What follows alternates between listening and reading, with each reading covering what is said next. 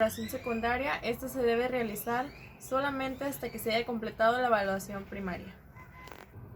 Bueno, ahora comenzaremos con la historia clínica.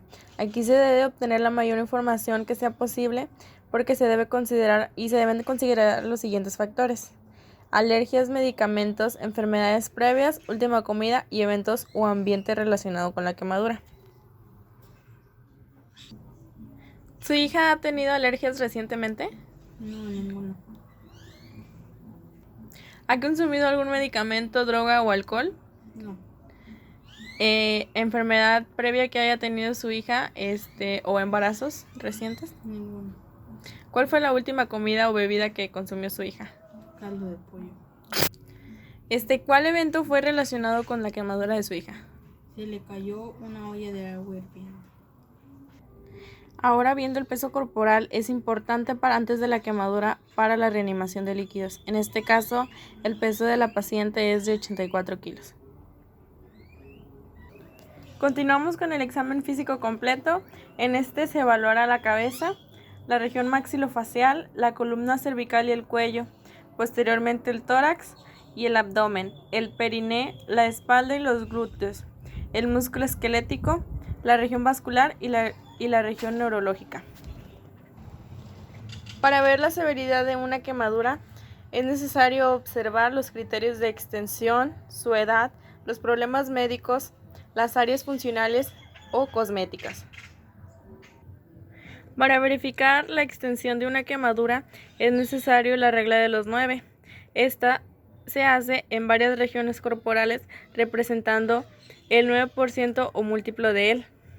En nuestra paciente, la paciente femenina se quemó el tórax y abdomen, el dorso superior, el miembro inferior izquierdo y derecho en su parte anterior. Esto crea un porcentaje de 45% de SCTK. La profundidad de una quemadura depende de 4 factores: la temperatura del agente agresor, la duración del contacto con las sustancias que quema, el grosor de la dermis y de la epidermis y el abastecimiento sanguíneo del área.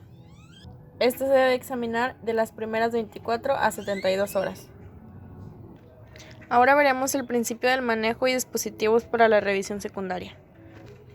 La reanimación de líquidos: procederemos con 2 mililitros de Ringer lactato en adultos por peso del paciente en kilogramos por el porcentaje de la SCTK de la superficie corporal total quemada en quemaduras de segundo y de tercer grado. Para niños usaremos 3 mililitros de Ringer lactato por peso en kilogramos por el porcentaje de la superficie corporal total quemada en quemaduras de segundo y tercer grado. Y para adultos con lesiones eléctricas por alto voltaje utilizaremos 4 mililitros de Ringer lactato por kilogramo de peso del paciente en kilogramos por el porcentaje de la SCTK. Tenemos que monitorear constantemente los signos vitales del paciente.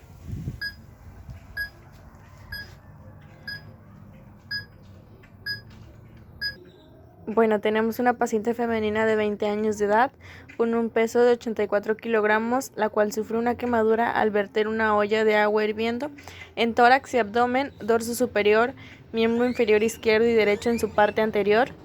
El paciente tarda 1 hora en llegar a la unidad médica. Al momento de la exploración física, el paciente presenta un peso de 78 kilogramos.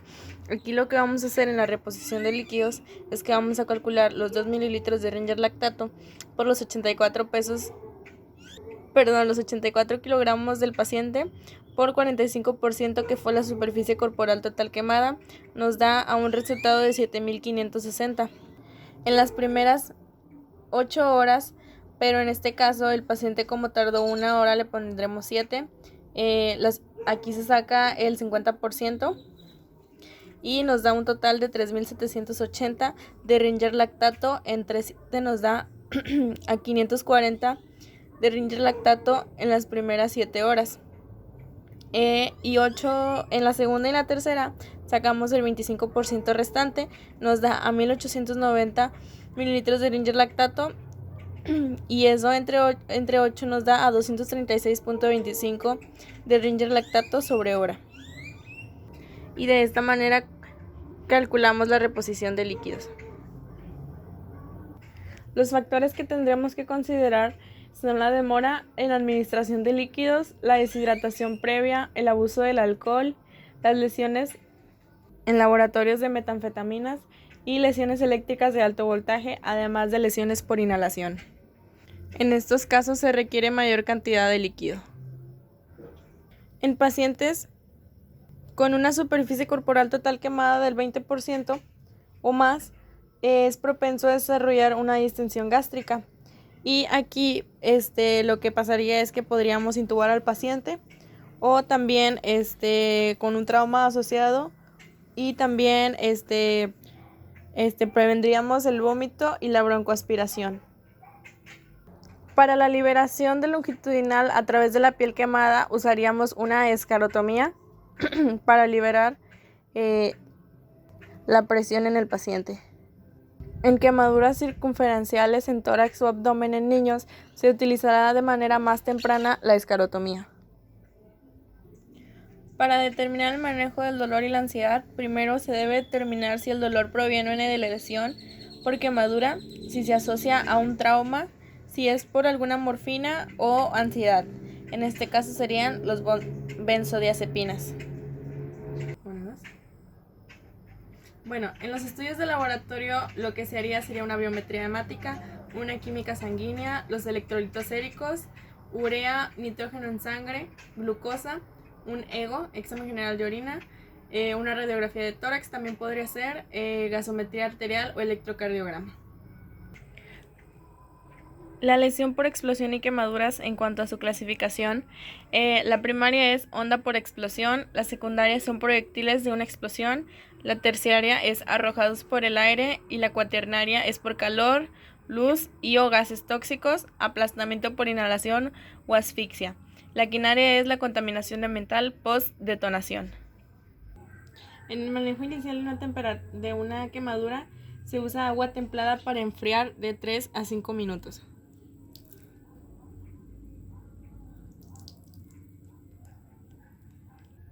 Posteriormente cubriremos el área con un paño limpio y seco, y para así evitar que el aire produzca dolor.